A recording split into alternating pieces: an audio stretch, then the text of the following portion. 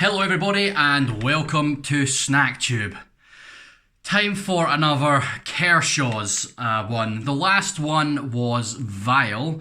I almost threw up in that video, so go and watch that if you want to see that.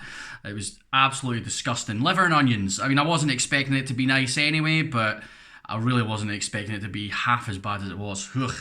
So hopefully this one is a little bit better. Today we've got Kershaws classic Steaklet and chips with onion gravy and baked beans. Bit of an odd combination to have the steak thing in onion gravy and then you've got baked beans on the side. I don't like having two wet things on my plate. I mean, is that just me? I don't know, but I do like beans. Luckily, but on the tray that it comes in, all of that stuff is separated, so I've not just got beans mixed in my gravy, which would be gross. I guess it may be the reason they have to do the steaklet in the gravy is because that's the only way they can get it to cook in the microwave. Otherwise, it would probably dry out something chronic. But yeah, classic steaklet and chips. I like a steaklet, to be honest. I do like the cheap farm food steaklet things that you can get. I'll have them with chips and beans and maybe a wee fried egg. So hopefully this will be nice. Can't be worse than the liver and onions, that's for sure. So let's have a wee look at this. You've got your usual Dear Kershaw customer rubbish on there.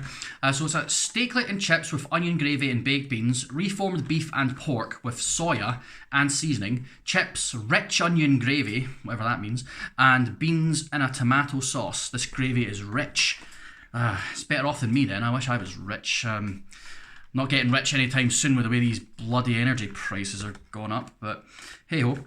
So there's all your ingredients if you want to have a wee look at those, reverse the video and have a look at them, but pretty standard stuff for a microwave meal, not going to lie, some numbers in there, so preservatives and what have you.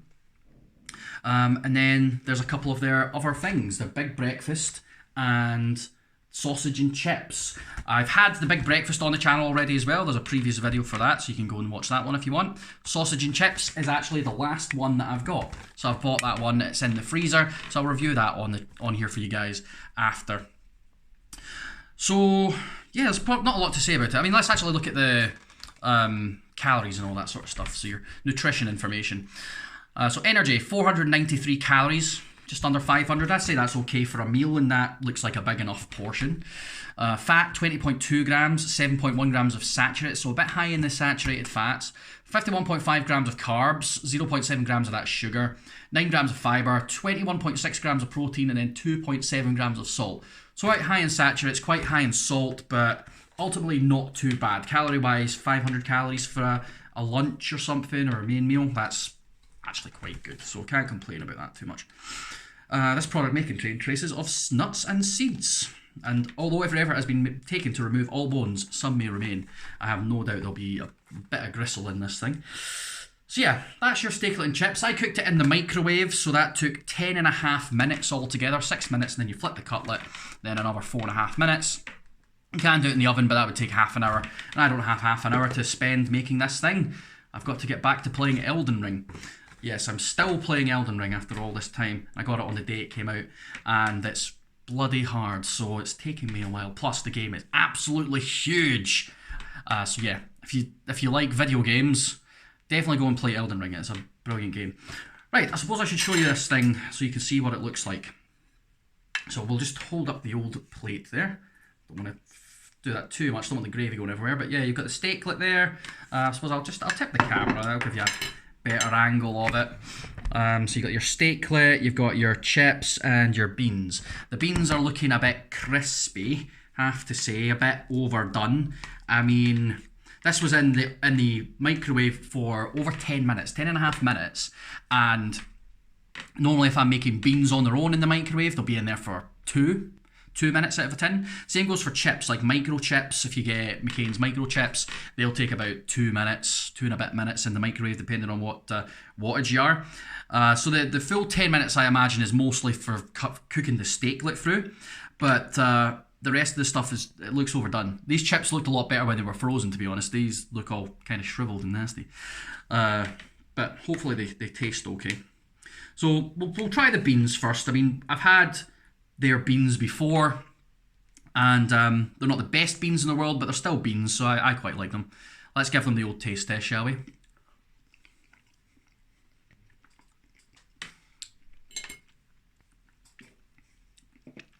Very, very salty beans. Yeah, can't complain too much about those. They're beans. They are what they are. I'm not going to complain. Not going to get excited about them either. I mean, I love beans. I'll have beans like every day if they were offered up to me, to be honest. But those beans they're okay. They're a bit too salty though. Right, let's try these chips. And I've not put any salt and vinegar or anything on these chips because we're just trying it as it is. They are all stuck together. So that's a bad point. So let me just try and rip these apart a wee bit. So I just don't get a massive potato. So yeah, they don't seem particularly crispy. They're a bit moist. There's a lot of steam in there. There you are. Let's give it the taste test. The last thing come with chips, what's it called? The liver and onions, did that come with chips or was that with mashed potato? I can't remember.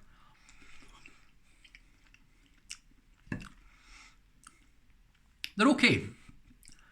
They're alright. They're a bit overdone. So a bit shriveled. Not really any crunch to them, to be fair. They'd get crunch if you did them in the oven. But yeah, I've had worse microchips than that.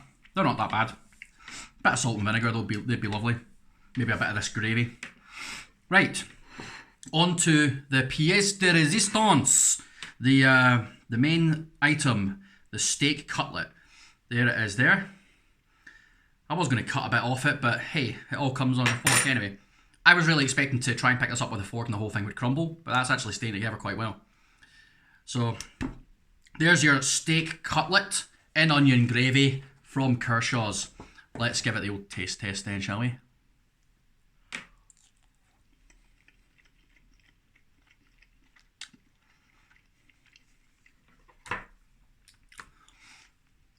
I need another bite of that.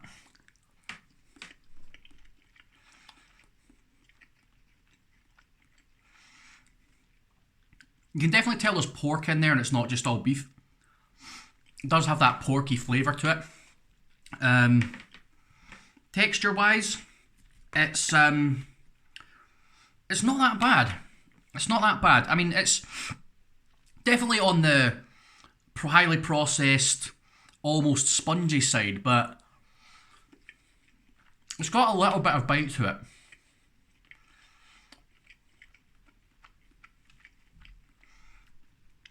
Basically just tastes like a cheap hamburger. It's not that bad. It's really not that bad. It's I mean, I wouldn't go out my way for it or anything, but it's quite tasty. Actually, it's got nice flavour. The gravy's nice, you know, nice oniony gravy. So I like that. And then the main thing I was worried about with this was the texture of it, because normally with these cheap things, the texture is absolutely rank. It like turns to mush, it's all spongy and what have you, or full of gristle. That's not bad. No gristle really. Reasonable texture. Yeah, not a little bit spongy, but not on the too spongy side. Definitely better texture than those tinned hamburgers you get. You know, I've tried them on the channel before as well. Those were gross. Yeah, I don't mind that at all. Actually, I reckon if you did that in the oven, that would actually taste quite nice. Yeah. Okay. Well, I would say of the three of these meals I've eaten so far, this is definitely the best one. Nothing on here is terrible. Like, nothing on here is disgusting. It's all, none of it's brilliant, but it's all pretty okay. You know, and quite frankly, that's all I'm looking for from these things, from cheap, microwavable meals. All I'm looking for is it for it to be okay. It's reasonably nice. It's edible. Doesn't require any effort. You know, I'm not expecting them to be perfect and delicious and to blow my mind or anything like that. So it really does kind of do what I expected to do. It tastes quite good. It tastes better than I was expecting it to taste. The texture is not horrible, so yeah, not bad. Not bad at all. I would give that a thumbs up. That one, I would eat that again. I mean, I probably wouldn't buy it again, but if it was put in front of me, like, oh, here's a free thing, do you want to eat this? I'd go, all right, cool, yeah, sure, I'll eat that. So I would eat it, but I wouldn't go out my way for it. So yeah, not bad actually. That's the first good one, really. That's the first one that's been good. I mean, the breakfast was only okay. I would say the breakfast wasn't worth it, but this was, it was all right. Yeah, good job. Well, thanks very much for watching. If you liked the video, give it a thumbs up, subscribe, and hit the wee bell to get notifications anytime a new video comes out. Excuse me, I'm on TikTok now as well, so go over there. There's different reviews on TikTok as well as a few different takes on the ones I do on here, but there is some stuff I do on TikTok that isn't on this channel, so you should definitely check that out if you don't have TikTok. And yeah, just go on the channel, have yourselves a snack tube marathon as well. And I hope you guys all have yourselves a fantastic rest of the day. I will catch you for the next one. See you then.